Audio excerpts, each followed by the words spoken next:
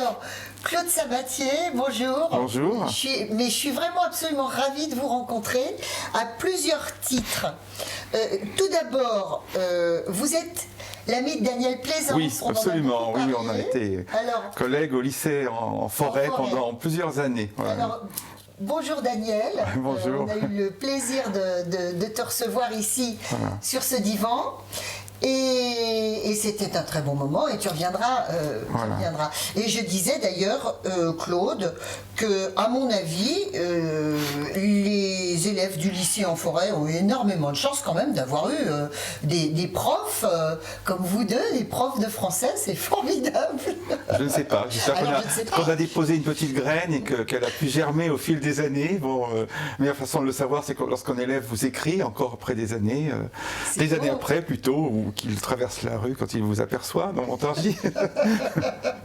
Alors, Claude Sabatier, vous venez de publier le 2e tome des chroniques politiques d'Émile Zola.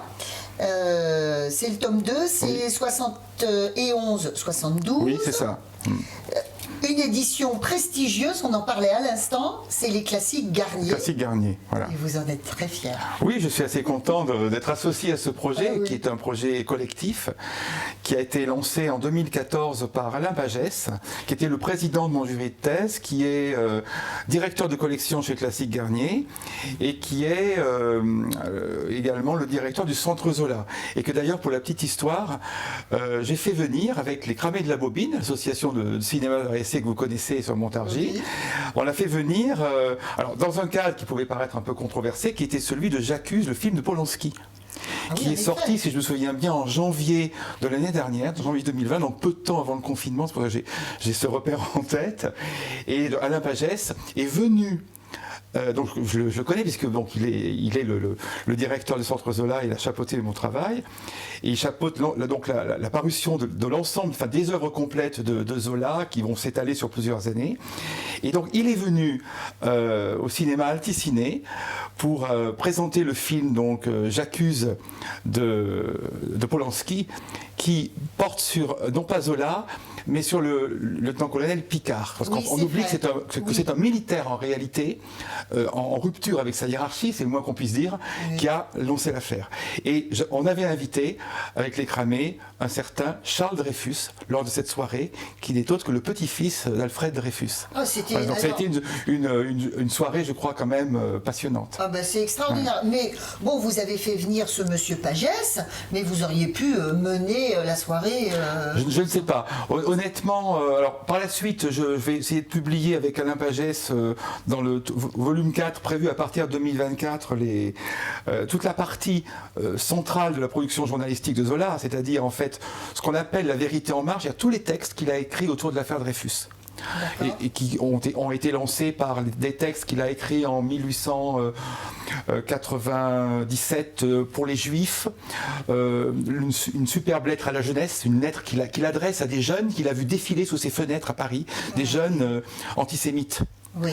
J'allais dire fascisant, enfin il faut bien utiliser le terme qui convient, des délits nationalistes. Et il écrit cette lettre à la jeunesse, Zola, en disant mais est-ce possible que vous défiliez pour des idées qui ne soient pas des idées de justice, de vérité et de liberté. Et donc on devrait publier tout ce que Zola a écrit autour de l'affaire Dreyfus, sa correspondance avec Lucie Dreyfus, avec Dreyfus également, qui était à l'île du Diable, etc. Vous me parlez d'un tome 4. Oui, ça c'est ça, le tome 4. Pour l'instant, il y a eu le tome 1. Oui. Donc 63, Zola est un jeune journaliste. Voilà. Zola est un jeune journaliste qui s'est fait connaître, enfin en fait qui a, comment dirais-je, il s'est fait connaître à Paris en fait. Hein. Il est né en 1840. Il perd son père à l'âge de 7 ans. Son père était ingénieur des ponts et chaussées. Il a donné son nom d'ailleurs à un canal à Aix-en-Provence. Enfin, il est né à Paris, mais son père est parti travailler donc à Aix-en-Provence. Et son père donc meurt des suites d'une pneumonie sur le champ qu'il a attrapé sur le chantier. Et donc après il part à Paris. Voilà. Il va. Alors, pour la petite histoire, Zola n'aura pas son bac. Il le passe 3 fois. Zola, c'est quelqu'un, c'est un immense écrivain autodidacte qui n'a pas eu son bac et qui s'est présenté 13 fois à l'Académie française et qui a à chaque fois été refusé. Oui, Tout simplement à cause de l'affaire Dreyfus, hein, d'ailleurs. Oui, parce voilà, que Zola, c'est un formidable écrivain qui détestait les récompenses, mais très bizarrement, qui toute sa vie a recherché la reconnaissance. Notamment en se présentant à l'Académie française, évidemment contre l'intelligentsia de l'époque, parce que tous les écrivains, il y a beaucoup d'écrivains à l'époque qui se sont mis du côté des anti-Dreyfusards, enfin des gens comme Barrès, des écrivains nationalistes, même Anatole France au début. Anatole France qui lui a rendu un superbe hommage, pourtant, lors de son enterrement, en disant que Zola, c'était un moment de la conscience humaine. Parce que l'engagement de Zola dans le journalisme, qui aboutit effectivement le 13 janvier 1898 au fameux J'accuse, c'est vraiment l'engagement de toute une vie. Alors voilà, le truc c'est que vous me parlez vraiment du Zola Dreyfusard, de toute sa croisade Dreyfusarde, il est auréolé de cela à l'heure actuelle. Bien sûr. Et là, dans votre tome 2, oui. On se retrouve face à un Zola qui n'a pas compris la Commune. Oui, alors en fait, je ne sais pas si on peut dire qu'il n'a pas compris la Commune, mais c'est vrai que, contrairement à des écrivains comme Jules Vallès, hein, dans sa trilogie, L'Enfant, Bachelier insurgé, Zola a été effrayé par la Commune, hein, notamment par les responsables de la Commune, le comité de salut public, hein, qui se crée après le 26 mars 1871, des blanquistes, des anarchistes, etc. Et il n'a pas vraiment pris la mesure du caractère novateur du programme de la Commune. Est-ce que c'est pas ça qui lui a fait peur? Je pense que ça lui a fait un peu peur, effectivement. Bon, ça n'empêche pas effectivement que Zola est un formidable écrivain qui va rédiger l'Assommoir en 1877 et Germinal en 1885. Mais je pense qu'il a eu peur parce que il y avait vraiment un contexte de tension très forte entre une troisième république donc, qui est proclamée le 4 septembre 1870, après la défaite de Sedan, hein, où donc la France perd cette guerre lancée inconsidérément par Napoléon III, hein, le 2 septembre à Sedan. Et donc il y a, comment dirais-je, il y a une sorte d'incompréhension entre Paris, hein, où donc la Troisième République est proclamée le 4 septembre, Paris qui va être assiégé, hein, par les Allemands à partir du mois de septembre, pendant 5 mois, hein, ça va être des conditions terribles, les gens vont manger les animaux, les éléphants, les girafes du jardin des plantes, tellement la disette et la misère, les sera pauvres, terrible. Ils vont manger du rat et puis du absolument, vent aussi, surtout. Absolument. Ils vont même pas manger les animaux, ils n'auront même pas ce luxe exotique. Et donc il y a une incompréhension entre la grande ville, hein, donc Paris, et comment dirais-je, la majorité rurale du pays, la province profonde, qui est une majorité rurale et monarchiste. C'est-à-dire qu'on va avoir au début de la Troisième République jusqu'en 1879 une sorte de cohabitation avec une assemblée qui sera aux 2/3 monarchiste. Alors remettez-nous vraiment, redonnez-nous les grands moments de cette commune, hein. Comme vous dites 70, il y a quand même une chose importante, c'est que les Prussiens, ils vont assiéger Paris, parce qu'à l'intérieur de Paris, il y a quand même 500 000 hommes en armes. Bien sûr. Donc ils se disent, c'est pas la peine d'aller à l'affrontement, ça sert à rien, on va jouer l'usure. Bien sûr. Et ça c'est important parce que ça veut dire que ces 500 000 hommes armés, après, ça va créer la tension avec ce nouveau gouvernement. Bien sûr, hein? Bien sûr. Oui. Rappelez-nous les grands moments. En fait, la commune donc, va éclater le 18 mars 1871 parce que les autorités, donc en l'occurrence Adolphe Thiers, hein, qui représenterait un peu le centre-gauche, qui est le chef du pouvoir exécutif, d'un pouvoir qui ne sera pas d'ailleurs, qui ne portera pas véritablement encore le titre de République, hein, qui sera un pouvoir donc soutenu par les orléanistes, par des monarchistes modérés. En fait, Thiers commet l'erreur de vouloir récupérer les canons qui se trouvent à Montmartre. Oui, et ces canons, ils ont été... Achetés par le peuple. Voilà, ils ont été achetés par le peuple. Et donc il y a un événement absolument tragique le 18 mars. Alors, à la suite, effectivement, aussi du refus des autorités qui sont à Versailles, parce que sur le plan symbolique, s'installer pour une république naissante, à la fois l'Assemblée législative et le pouvoir, s'installer à Bordeaux, au début de l'année 71, au début c'est Bordeaux, puis à Versailles, c'est symboliquement et maladroit et je dirais même détestable. Voilà. Et donc il y a une surchauffe, si je puis dire, une fièvre obsidionale, comme on dit, qui sont vraiment, enfin les Parisiens ont été assiégés. Il y a une présence donc des soldats prussiens tout autour de Paris. Soldats prussiens d'ailleurs qui vont aider Thiers à écraser la Commune, il faut le savoir, hein, c'est assez terrible. En rendant les prisonniers. Absolument, de guerre, en rendant les prisonniers de guerre pour mieux écraser la Commune.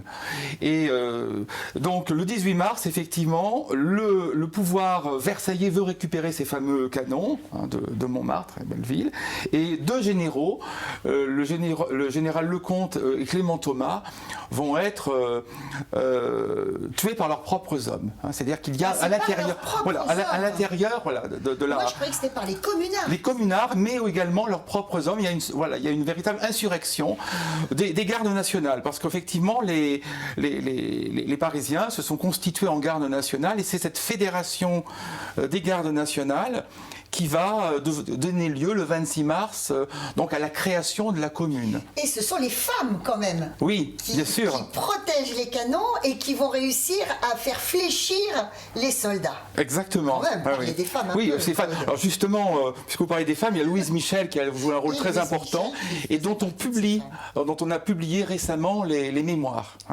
Parce qu'on on fête les 150 ans de la Commune et on a pas mal de... Bon alors, mais là, c'est vrai qu'on est en train de faire une émission sur la Commune. Oui. Or, Zola, quand est-ce qu'il est à Paris? Quand est-ce qu'il part de Paris? Alors Zola est à Paris, donc il vit à Paris, il vit au Batignolles. Et justement, alors ce qui expliquerait aussi un petit peu son angoisse, c'est qu'il est arrêté par un soldat, par un communard à la gare Saint-Lazare, au début, je crois que c'est début mars justement, lorsque la Commune vient d'éclater. On lui demande où il va, il explique qu'il va à Versailles parce qu'il est chroniqueur parlementaire pour l'Assemblée donc législative. Il assiste aux séances de l'Assemblée législative de son installation en février 1871 jusqu'à fin août 1872. Et 2 jours après, c'est un Versaillais, c'est un soldat versaillais qui lui demande où il va à Paris, parce qu'effectivement les échanges en train, en particulier entre Paris et Versailles, sont limités. Donc je pense qu'effectivement il y a cette atmosphère qui lui fait peur. Et puis ce qui est très caractéristique chez Zola, c'est qu'il a, et ça expliquerait à mon avis cette sévérité étonnante qu'il manifeste non pas pour le peuple parisien, mais pour les communards, c'est-à-dire le pouvoir insurrectionnel. En fait, Zola a une admiration pour le peuple, le peuple en marche, qu'on voit dans Les mineurs en colère, qu'on voit dans Germinal, ou les gens du peuple comme Gervaise, cette lingère, Lavandière, qui va connaître une ascension puis une terrible déchéance dans l'Assommoir. Mais il a parallèlement à cette passion pour le peuple, il a une véritable méfiance à l'égard des intellectuels. Et cette méfiance à l'égard des intellectuels frottés de politique, qui ont peut-être mal compris, qui sont souvent autodidactes, comme lui d'ailleurs. Je pense que c'est aussi un autoportrait d'une certaine manière qu'il fait. Très intéressant. Parce qu'en fait, il a tout appris par lui-même, Zola. Il perd son père à l'âge de 7 ans. Il lit par lui-même. Alors, il commence d'ailleurs à travailler dans le journalisme avant d'être journaliste, il travaille chez Hachette. Il est chef de publicité. Il est commis, expéditeur. C'est-à-dire qu'il emballe les livres. Et après, chez Hachette, il va donc devenir chef de publicité. C'est-à-dire qu'il va écrire des articles sur les livres que publie Hachette, et il va donc entrer en relation avec des journalistes. Il va être lui-même par la suite journaliste, et il va devenir également critique, et il va entrer en relation avec des écrivains, des éditeurs. Mais pour revenir à votre question, oui, Zola a une sorte de méfiance pour les intellectuels qui s'intéressent à la politique et qui deviennent des idéalistes, et ça on le voit par exemple très bien dans Germinal. Le héros de Germinal, c'est Étienne. Étienne Lantier. Moi, j'ai toujours l'image de Renaud qui a joué dans le. Qui joue très bien d'ailleurs dans le film de Claude Berry. Il nous a donné vraiment Moi, je trouve que c'est une très bonne adaptation. Sur ce personnage. C'est une très bonne adaptation, franchement. Et on voit que, en fait. Comment dire, il vient de Lille où il a été licencié. Il arrive donc à Montsou et en fait il a beaucoup lu. Il tient des discours évidemment sur l'abolition du salariat, sur le prolétariat, sur la révolution. Il y a la figure de l'anarchie, il y a une figure Souvarine qui représente un peu Bakounine. Et Zola, en fait.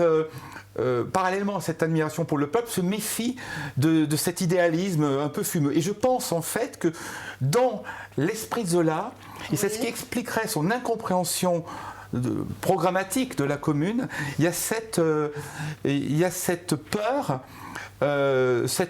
en fait des dirigeants, et qu'on va retrouver d'ailleurs tout au long de la Troisième République dans sa critique du parlementarisme et de l'opportunisme. C'est-à-dire que Zola, c'est un chroniqueur parlementaire qui est fasciné par la politique et qui en même temps est très critique. Parce que pour lui, les hommes politiques sont des gens opportunistes. Sont des gens qui sacrifient souvent leurs convictions à des considérations purement donc réalistes. Vous dites, Claude, que Zola n'aime pas ces idées nouvelles que va développer la commune. Quelles sont ces idées ? Rappelez-nous, quelles sont ces idées ? Les idées de la commune... Elles sont extraordinaires. Alors, il y a des idées, effectivement, que dont Zola ne parle pas beaucoup dans son livre, mais qui sont très importantes. Il y a déjà l'idée de séparation de l'Église et de l'État, qui n'interviendra, comme on sait, avec la loi de séparation... 30 ans plus tard. En 1905. Et il y a l'instruction laïque gratuite et obligatoire, qui interviendra avec les... Pour les femmes et pour les filles, pour les garçons. Voilà aussi. Donc là, il y avait eu déjà une première ouverture dans les régimes précédents.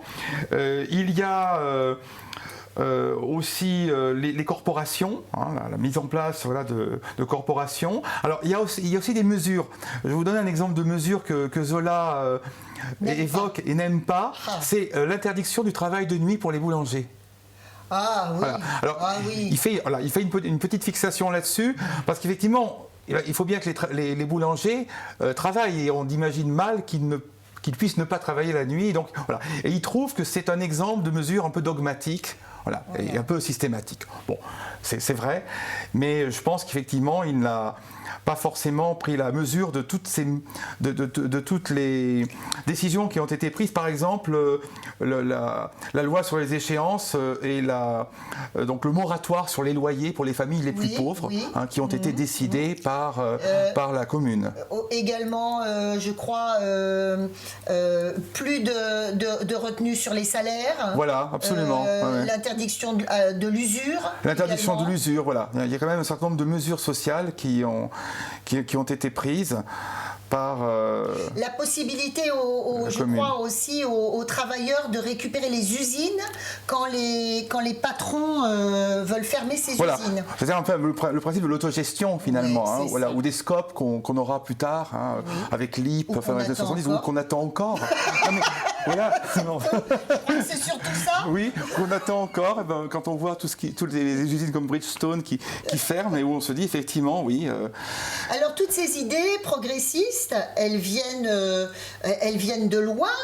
Zola a eu le temps de les voir venir quand même. Bien sûr. Parce qu'il y a eu toutes les révolutions. Il y a eu celle de 1789. Je vous disais que sans doute les gens qui ont vu arriver la commune se sont dit ça y est, ça recommence. Oui, bien sûr.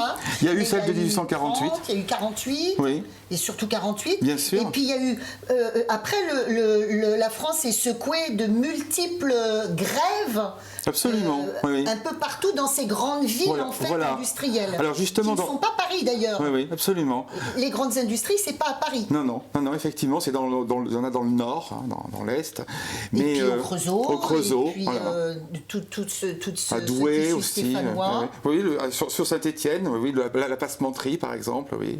Donc toutes ces idées viennent de là. Toutes ces idées viennent de là. Et justement, dans le volume 1 des Chroniques politiques, j'évoque la fin du Second Empire, puisque donc le volume 1 des Chroniques politiques est consacré donc au début de Zola journaliste. Zola commence en 1863 dans des journaux provinciaux, notamment le Salut public par exemple de Lyon, et un autre journal qui est le Journal populaire de Lille. Et ce qui est très intéressant, c'est que Zola va écrire dans les journaux républicains à la fin du Second Empire. Parce que le Second Empire qui est né, il faut le rappeler, d'un coup d'État. Parce que c'est unique dans notre histoire de France. Le président de la République élu en décembre 1848, qui s'appelle donc Louis-Napoléon Bonaparte, petit-neveu de Napoléon Ier, ne se contente pas, ne se satisfait pas d'être seulement président. Et donc il va faire un coup d'État qu'il va avaliser, si je puis dire, par la proclamation de l'Empire un an plus tard, le 2 décembre 1852. Et donc, tout au long de l'Empire, effectivement, alors, il va y avoir un développement de mouvements ouvriers, puisque c'est aussi évidemment la révolution industrielle. Ce mouvement ouvrier qui s'était manifesté, par exemple, déjà dans les années 30. Oui, dans Les Misérables, il y a avec le personnage de Gavroche, Cosette, il y a une scène célèbre qui est le massacre de la rue Transnonain en 1832. Il y a eu des émeutes républicaines. Donc il y a un mouvement républicain. Donc Zola écrit un texte absolument vibrant, justement en faveur des républicains, où il évoque la misère et où il dénonce évidemment la bêtise autosatisfaite des monarchistes. Donc dites-moi, mais je connais la réponse. Zola, est-ce qu'il va regretter d'avoir mal analysé la commune et d'avoir si durement jugé les communards? Entre autres, on parlait tout à l'heure de ce livre, La Débâcle. Oui.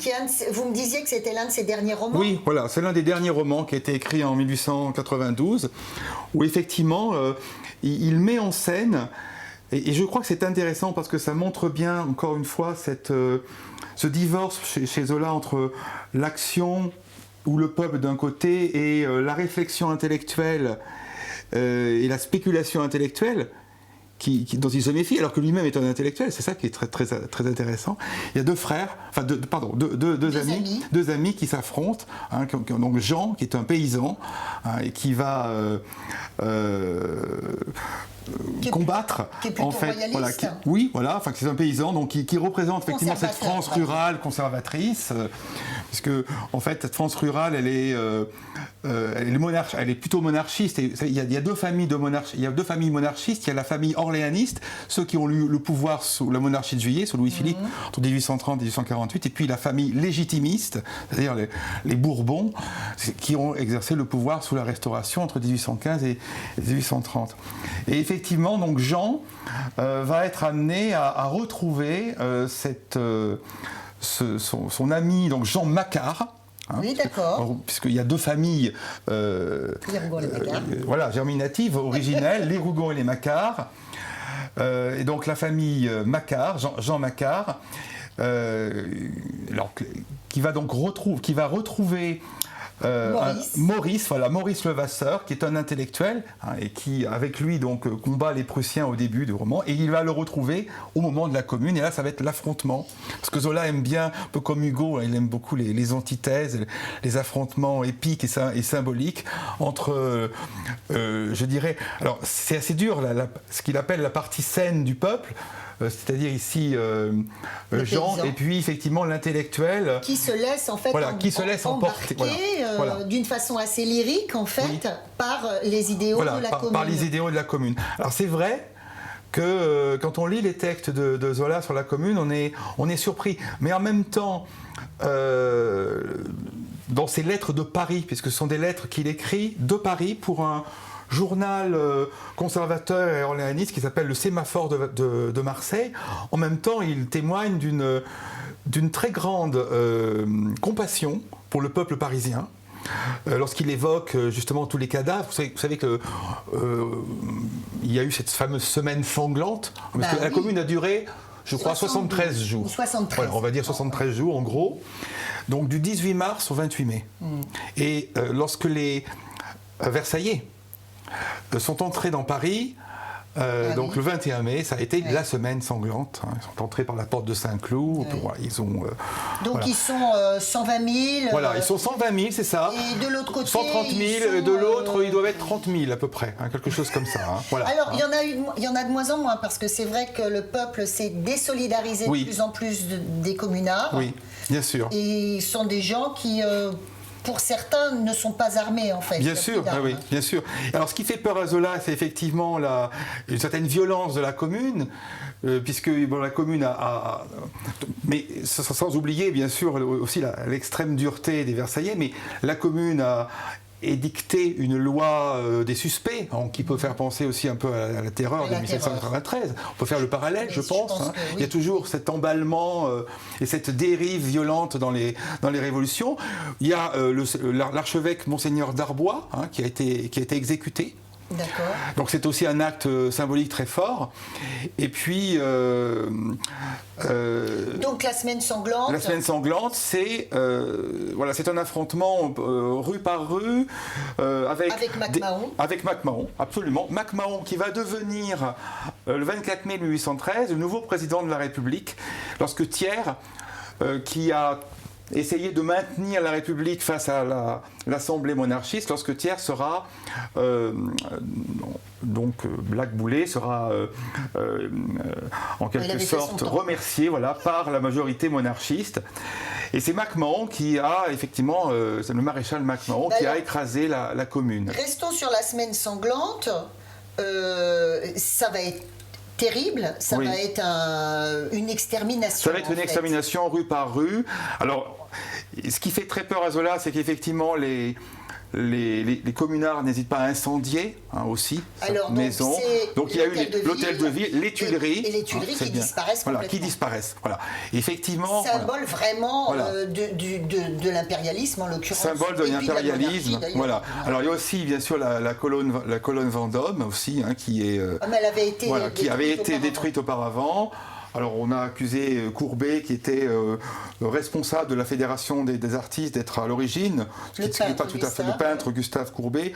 Ce n'est pas tout à fait vrai. D'ailleurs Zola, qui a beaucoup de sympathie pour Courbet, qui est le grand peintre réaliste et qui serait un petit peu l'équivalent en peinture de son esthétique naturaliste en littérature, le défend, tout en estimant qu'il a lui aussi été un peu emporté par cet idéalisme révolutionnaire. Mais Zola a quand même un discours très plein de compassion pour le peuple parisien et pour les soldats qui se sont, tous ces gardes nationaux finalement qui se sont impliqués dans la commune, lorsqu'il évoque dans les dernières pages de ses lettres de Paris les combats qui ont lieu jusque dans les cimetières, notamment au Père-Lachaise, où 150 communards ont été exécutés le long du fameux mur des fédérés. Voilà. Et ce qu'il faut dire également, pour équilibrer ce propos un peu dur de Zola en apparence sur l'insurrection communarde, en tout cas sur ses responsables, c'est qu'il est extrêmement dur également avec les Versaillais. Avec le pouvoir d'Adolphe Thiers. Parce qu'il faut savoir que, outre le siège de Paris, les Parisiens réclamaient ce qu'on appelait les franchises communales et le droit d'élire leur maire. Et ce droit d'élire leur maire, d'élire les maires d'arrondissement et leur maire, leur a été refusé. Et dès les premières semaines où siège cette nouvelle assemblée législative élue en février 1871, les républicains qui siègent à l'Assemblée, alors notamment Gambetta, qui va jouer un rôle beaucoup plus important par la suite, mais qui est le responsable avec le général Trochu du gouvernement de défense nationale. C'est lui qui va essayer de poursuivre la guerre. Il faut savoir que le Second Empire déclarer cette guerre et donc chute avec la défaite, mais que les républicains veulent poursuivre la bataille. Et donc Gambetta part, son ballon, hein, son dirigeable, il va à Tours, d'où il essaie de recréer une armée de la Loire qui veut essayer de libérer Paris. Bon, ça ne va pas marcher, il va y avoir la fusion entre l'armée du Nord, de la Loire et l'armée parisienne. Et en fait, dans les premières pages de ces chroniques parlementaires, Zola est très très dur pour les monarchistes. Alors, même s'il l'est un peu moins pour Adolphe Thiers, il se rend bien compte que Adolphe Thiers est l'otage de cette majorité monarchiste, et Adolphe Thiers se méfie de Paris, parce que vraiment Paris c'est la ville révolutionnaire. Oui, c'est la ville révolutionnaire. Mais dites-moi davantage sur Adolphe Thiers, son passé politique, c'est quoi? Alors Adolphe Thiers a été en fait un peu comme Guizot, a été ministre, hein, donc sous Louis-Philippe. Voilà. Oui, hein, oui, donc il appartient aussi à l'ancien monde, si on peut dire, hein, de l'ancien régime. Et voilà, donc c'est aussi un personnage très ambigu. Alors, Zola en parle très bien parce qu'il a beaucoup d'admiration pour Thiers au début de cette Troisième République. Il le présente comme un homme très habile, avec sa voix un peu aigre, son côté un peu assez autoritaire, et en même temps cette souplesse rhétorique qui le caractérise. Et Zola est fasciné par certains hommes politiques. Il est fasciné par Adolphe Thiers, il est fasciné par Louis Blanc. Louis Blanc qui est l'un des révolutionnaires de 1848, à l'origine des ateliers nationaux, de tout le programme révolutionnaire. Il est fasciné par Garibaldi aussi, parce qu'on voit défiler dans ses chroniques parlementaires Garibaldi, Victor Hugo. On va en parler. Qui va d'ailleurs démissionner parce qu'il est écœuré par ce jeu parlementaire qui lui échappe un peu. Et effectivement, Adolphe Thiers, c'est un peu l'homme nécessaire que les monarchistes acceptent, même s'ils vont s'en débarrasser le 24 mai 1873. Mais ce n'est pas...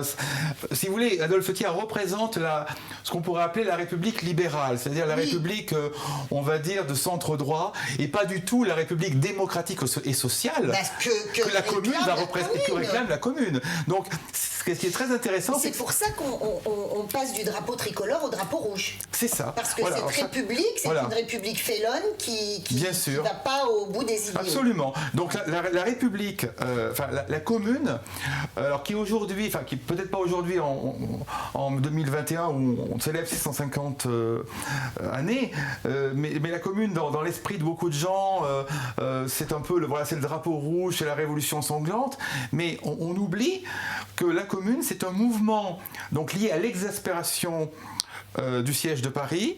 Oui. C'est un mouvement lié au divorce en politique entre Paris et la province, lié à des débuts monarchistes d'une Troisième République qui va mettre 8 ans jusqu'aux lois constitutionnelles adoptées par le Sénat en 1979 à devenir une république pleine et entière. Donc la commune, c'est pas simplement un mouvement qui a été dirigé par des révolutionnaires ou des anarchistes, c'est un mouvement qui est le fruit d'une exaspération obsidionale par rapport au siège et d'une frustration républicaine totalement authentique par rapport à une Troisième République naissante qui n'est pas véritablement démocratique et sociale. Et puis de toute façon, c'est l'émergence inexorable de la société prolétarienne qui a été voulue par la bourgeoisie. Bien sûr. Avec le monde industriel. Bien sûr. Bien sûr. Oui. Bon, dites-moi, Zola versus Hugo, oui. Parce qu'on en parlait tout à l'heure. Moi, je vous disais que j'avais l'impression que Hugo, qui est quand même un papy par rapport à Zola, oui. Comprend beaucoup mieux cette commune.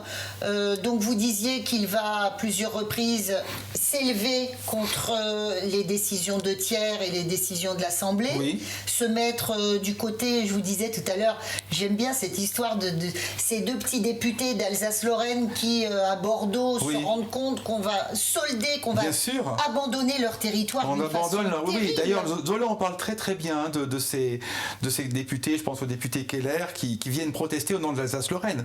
Hein. Parce qu'il y a ça, il y a aussi les indemnités de 5 milliards que la France doit verser à la Prusse aussi. Voilà. Et effectivement, alors il y a toujours une rivalité littéraire entre Victor Hugo et Zola, mais il faut savoir quand même que Zola, donc à la fin du Second Empire, lorsque le Second Empire se libéralise dangereusement pour lui, parce que lorsque Napoléon III instaure une certaine liberté de la presse républicaine républicaine s'engouffre dans la brèche ainsi ouverte et va taper à boulet, va comment dirais-je, frapper le régime, tirer à boulet rouge sur le régime. Et Zola va donc écrire dans les journaux républicains de l'époque, et il va notamment écrire, donc dans les années 1868 à 1870, il va écrire dans Le Rappel, qui est un journal dirigé par le fils de Victor Hugo, Charles Victor Hugo, voilà, et Paul Meurice, qui sont donc des amis de Victor Hugo. Voilà. Alors c'est vrai que Victor Hugo, alors lui aussi, il a un parcours. C'est-à-dire que l'ambiguïté de Zola, c'est une ambiguïté qui est dans la simultanéité, si je puis dire. C'est-à-dire que Zola aime le peuple, défend le peuple, on le voit dans Germinal et dans ses grands romans, mais Zola en même temps a peur, je dirais, des politiques, des idéalistes, etc., les révolutionnaires. Victor Hugo, lui, c'est à l'échelle de sa vie qu'il y a une contradiction ou une évolution. Voilà. Victor Hugo qui fait une ode à Charles X, voilà, qui est proche de Louis XVIII, qui est le premier roi qui revient en 1815 après l'Empire.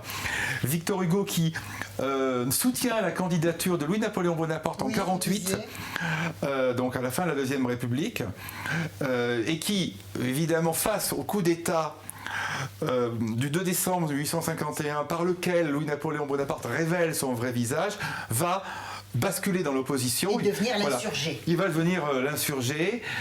Il va devoir s'exiler à Bruxelles, où il va d'ailleurs accueillir des communards, effectivement.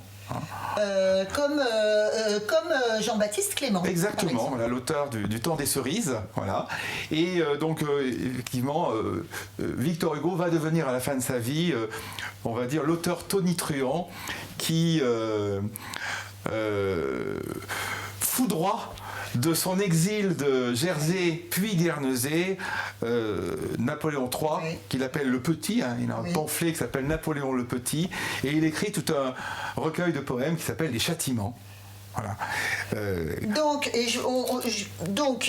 Hugo, il va écrire ce fameux poème incroyable, Les Fusillés. Oui. Qui parle donc du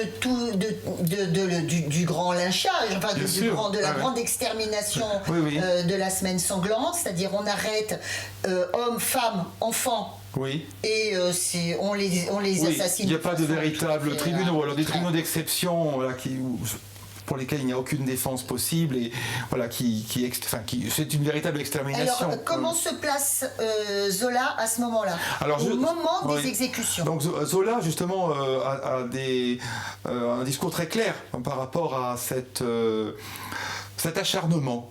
Cet acharnement du pouvoir versaillais, puisqu'il va y avoir nombreux, je crois, pas loin de 20 000 déportations en Nouvelle-Calédonie. Ça va être le cas de Louise Michel. Voilà. Puis il y a beaucoup de leaders de la Commune, de l'Écluse, Félix Piaou, qui vont mourir ou qui vont devoir s'exiler, notamment en Belgique.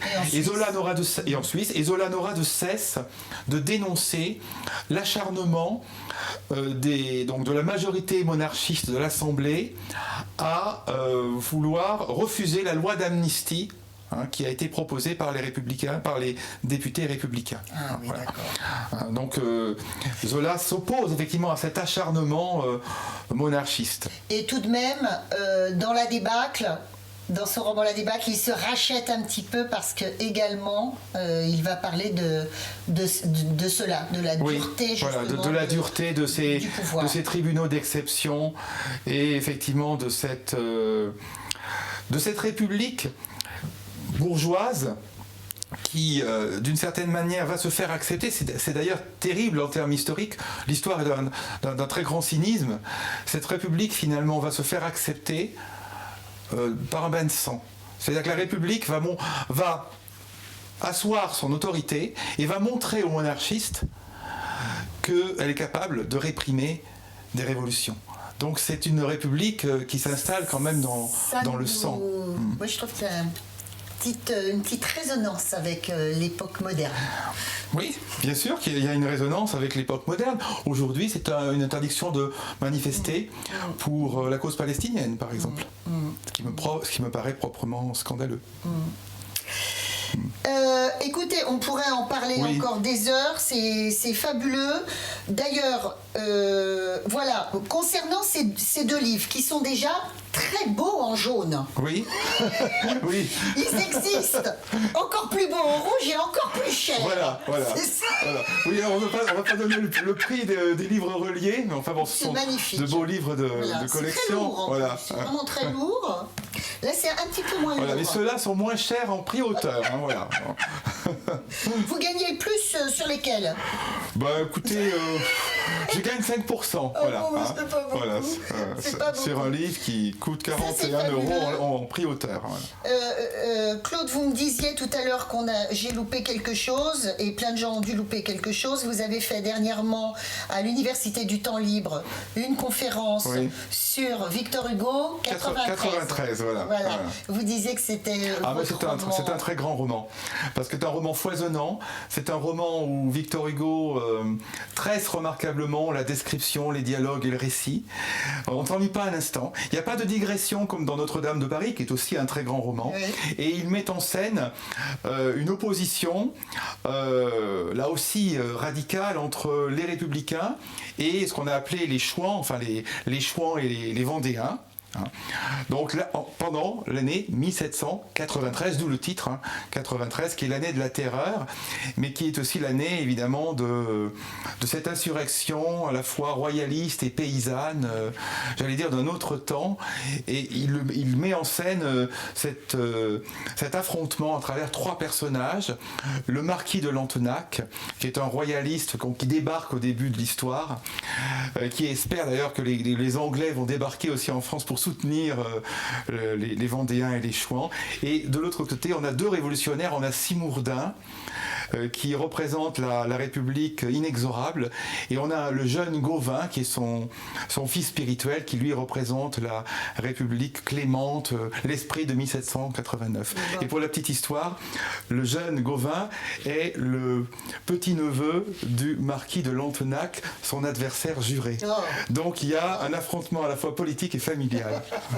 Alors, un petit clin d'œil, c'est également le roman préféré de Pascal Weber, qui était là, qui a joué la figuration sexy derrière nous. D'accord. Alors Claude, j'aimerais vous entendre encore des heures. Merci. Vous savez, moi je suis une chanteuse, alors il y a parlez-moi d'amour, redites-moi des choses tendres. Voilà, c'est parlez-moi d'histoire, redites-moi tant de choses passionnantes. Mais vous savez aussi parler à la chanteuse, puisque on se reverra très prochainement, s'il vous plaît. On se donne rendez-vous pour ce livre-là. C'est donc le livre que vous consacrez à Tachant, n'est-ce pas? Qui a été Henri Tachant, qui est de votre famille d'ailleurs. Oui, c'est ça, je suis son petit cousin. Mais je pense que vous n'avez pas besoin d'être son petit cousin pour être passionné par la chanson française de Tachant, entre autres. Voilà, donc ça sera formidable de... Alors je vois... Oui, c'est un livre qui a eu, qui est paru en 2002, et qui a eu, en même temps qu'un livre sur Jean Ferrat, de Jean-Christophe Brière, je ne me souviens plus exactement, qui a eu un prix, un coup de cœur en littérature musicale de l'Académie Charles Cros. Et Tachant a eu, lui, un prix pour l'ensemble de sa carrière. C'est un grand chanteur de la génération de Brel et de Brassens. Il va falloir en parler, presque le réhabiliter, hélas. Oui, le faire connaître, surtout du grand public, parce qu'il a fait une carrière très riche, plus de 200 chansons, de 1965 à 2012, et un talent fou, une présence scénique extraordinaire. On en reparle bientôt, et vraiment merci mille fois. Merci beaucoup, Sandrine.